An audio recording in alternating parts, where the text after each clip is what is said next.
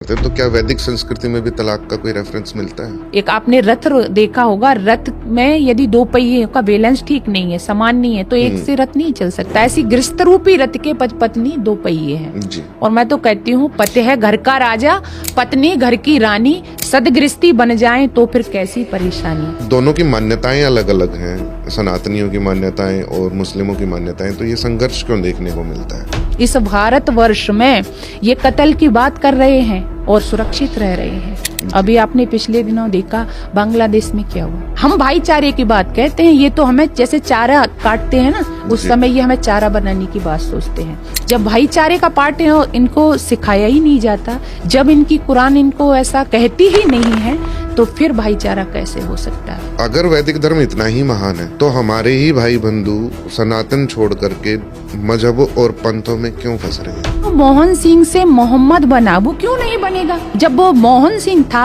उस समय तो आप उसको धुतकार रहे थे ना, वो आपकी सफाई कर रहा था, आपका कूड़ा ढो रहा था, गंदगी साफ कर रहा था, लेकिन आप तो उसको पास नहीं बिठा रहे। तो अब वो मोहम्मद बनना पसंद करेगा या मोहन बनना पसंद करेगा? और दूसरा, वो मोहम्मद तो बन जाएगा, लेकिन मोहम्मद बन के वो फिर आपकी गलियों की गंदगी साफ नहीं करेगा। वो मोहम्मद बन के हाथ में तलवार लेकर के आपके घरों में आकर के आपसे कहेगा बहुत दिन रह लिए।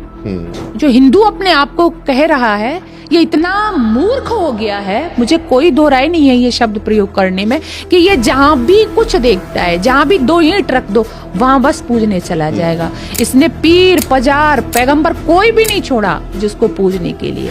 अब आप विचार करो, हिंदुओं के 33 कोटि देवी देवता, और वो इसके लिए कम पड़ गए हैं। मजारों पे जाकर के मत्था, अपने ही हत्यारों को जी